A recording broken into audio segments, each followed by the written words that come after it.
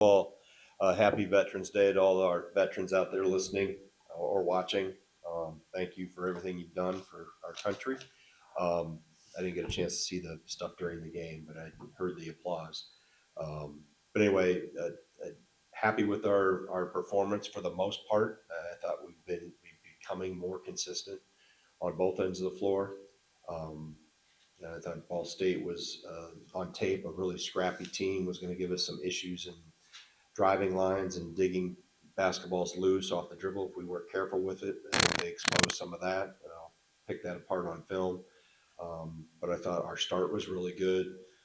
We had a segment of bad basketball in the first half.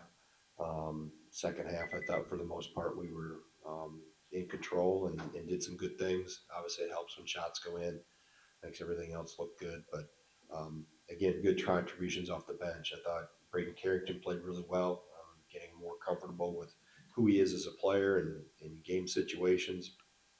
I thought Belauskas and Garlock in that first half, when they first came in, really they helped us extend the lead. You can put your backup front line guys in, and we uh, grow our lead. That's a good sign. So, a lot of things to learn from this. But so yeah, I thought we did some good things and things we'll look at and clean up.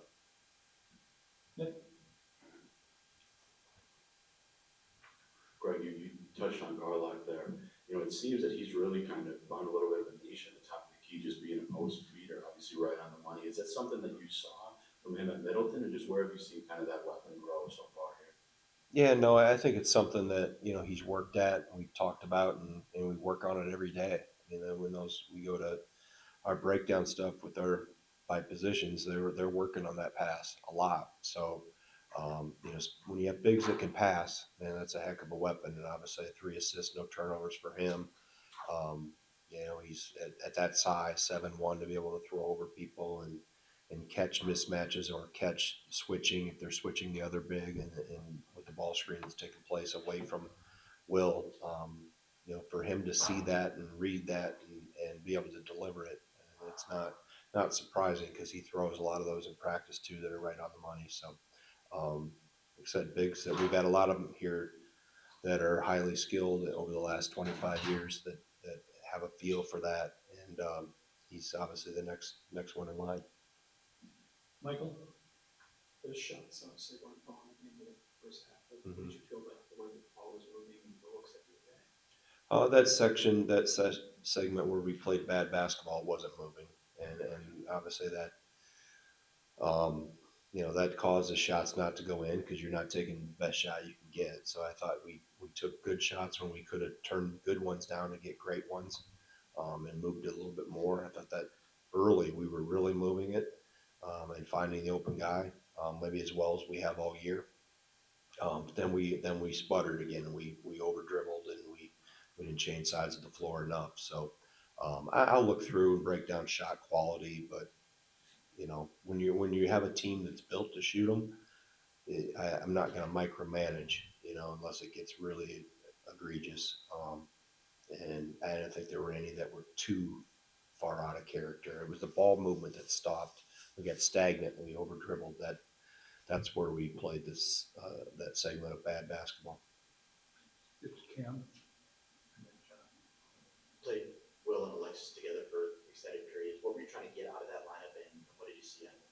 Well, I liked how when that first rotation came through and what they went in. I think Alexis went first because I got Nolan out first, and then when I paired them, like I mentioned earlier, we went on a run and extended our lead. And when I went back to Rap and Winter, I mentioned to them as they were going in, hey, play like these two guys just played because they've really set the tone, not only from an offensive standpoint of finding each other, they will threw it over the top to Alexis a time or two there, but just how they plugged the paint. They were covering up dribble penetration. They were controlling the glass for the most part, so they gave us a surge. So I'm just looking for him to play well and keep getting better.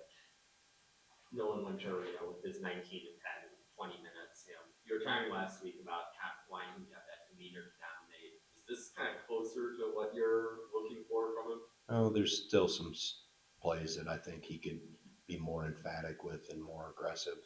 Um, I think I'm complaining about a double double, but I think he's got more in him. I think he's not anywhere near where he can be, and that's the exciting part. You're getting great production, but the head coach wants more, and I know he wants more. He knows there's more in there to be even better.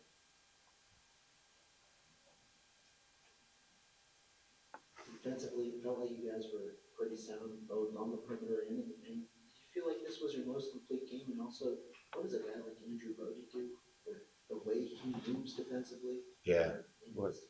Yeah, Rhodey's just Andrew's obviously just very instinctive. Um, Always rarely in the wrong spot. Covers up for others. I thought him and Carrington and Janicki had a section there, a whole possession where we shut off dribble penetration one after another with quite a few exchanges and switches. And but I mean, he's just he knows how to guard. He understands the team concept of it. He's got surprisingly quick hands. He can poke and knock balls loose. And he just I think just his mind for the game and positioning and kind of can quarterback a defense. When something goes wrong, I can hear him out there kind of correcting what should be better and what should be done, what was good and what's not good enough. So, but I thought we defensively we were getting better. We're better at keeping the ball in front of us.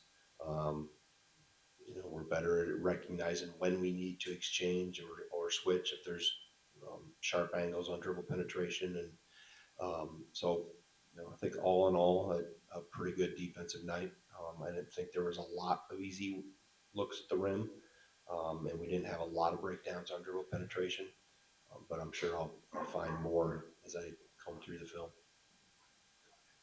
You guys have one game in the next 9 days or so after this. Just how, and then the schedule gets significantly tougher. Just how do you plan to use this kind of time, this week? Yeah, I mean, we have to get better. We have a normal, our practice routine will stay normal. We'll look through this film tomorrow and break that down and practice tomorrow.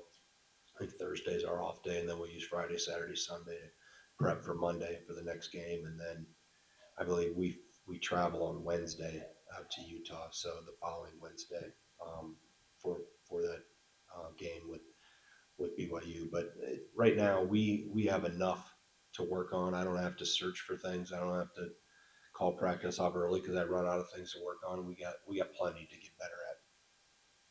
Michael? Steve obviously has a lot of offensive firepower, especially this.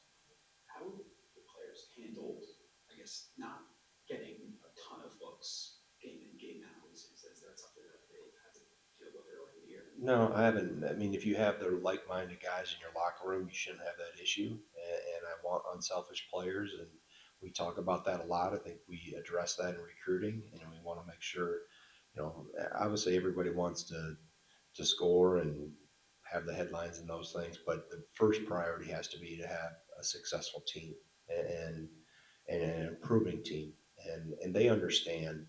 Um, the guys that have been here understand deep water is coming. The guys that just got here that have transferred in have all played at a high level or understand what is coming. Um, and it'll be, as I told them, Monday will be better because SIUE is an NCAA tournament team. They've been in the tournament here recently. So I'm not concerned with the individual, I guess, feelings about that. I know I've got team oriented guys, and and and they want to play for what's on the front of the jersey and play for each other. And I think that's where you find the enjoyment in the joy and how you play. It's how collectively how good we be collectively. And then when your team wins, the individual accolades and opportunities fall in your lap. But first and foremost, this group has the team at the forefront of their mind. And if there's ever any doubt on that, I'm sure they've got a coaching staff that reminds them or teammates that remind them daily. And John? Sure. Still another day before you can say anything about specific people, but tomorrow being signing day, you mentioned in October that you weren't opposed to taking another 2026, also looking for 2027. Is that kind of still how you feel about kind of where things stand, or? Sure. Yeah, okay. Yeah, I mean, I'm not really, I'm focused on this team. Um, no, those guys that will sign tomorrow, I guess. I haven't really, that's my staff handles that. My administrative staff handles a lot of that. Um, my job right now is to focus on these guys. So um, if we add another one, we'll add another one. If we don't, we don't. Okay, if we add one tomorrow, we've added one tomorrow, and we might not add one tomorrow, but we might add one in another 2 weeks, or maybe in January.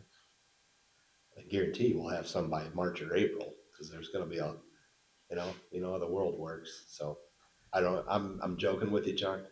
I don't know. I mean, um, like I said, this is such a different world in terms of you're really operating, and I've somehow tricked my mind to operate in a year by year basis. Right now, it's this team. What will the future look like?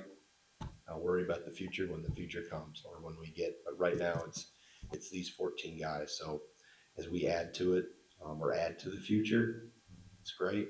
But again, I know how this world has changed in terms of um, everything going on in the recruiting landscape and NIL and portal and everything else. It's just I don't get. I guess I don't. Signing day is signing day. We'll talk about that when we get there, which is tomorrow. With that, we got time for two more questions and that's it. Okay, and then. Dave's got to get home and get to bed. I know a lot of your offensive rebounds have been off of these 3-point misses, but in these first 3 games, in each of them, you have as many, if not more, than in any game last year. Is that more of a testament to a change stylistically in chasing down the ball, or effort from guys on the wing or front court? Yeah, I think it's something we emphasize. Go chase down the rebounds, and we maybe um, I want to say stylistically, but just what we've emphasized. It's a little contradictive to how we've been built in the past, but because of the threes and because of we have our guards are really good rebounders. We have guys that really pursue the ball. Blackwell, Carrington, Rody's got a good nose for it. Hayden Jones is a good rebounder for a guard. Janicki, and they're active. And the concept too of if you're shooting that many threes, um, I think there's a lot of meat on the bone we can go get. And we've tried to emphasize it. I haven't hammered it home maybe as much as I should have or should. Something we'll have to continue to be opportunistic with attacking the glass. You said earlier, Austin needs to figure out kind of how important limiting turnovers are for this program. He has 10 assists, 1 turnover so far this season, then putting the ball on the deck to attack the rim. What do you see kind of from the versatility aspect of his offense? Yeah, I mean that one play, the one that sticks out in my mind when he had his turnover tonight when he dribbled against the zone. But he had a pass that was he got put in a ball screen situation. He made a play out of it that was I don't even you guys probably remember who we ended up scoring out of it, but he made I think his feel as he gets more comfortable and even we're experimenting with putting him in those situations, playmaking positions more. I think his feel is really good and he's got really good players around him. That's that can shoot it, and we can put a big on the rim if he does have the ball in his hands. So I think he's getting more comfortable, and I've told him from the beginning he's got to be more than a 3-point shooter because most teams will try to run him off the line and take that away. So his ability to do other parts of the game on the offensive end are important, and he has to continue to grow those areas.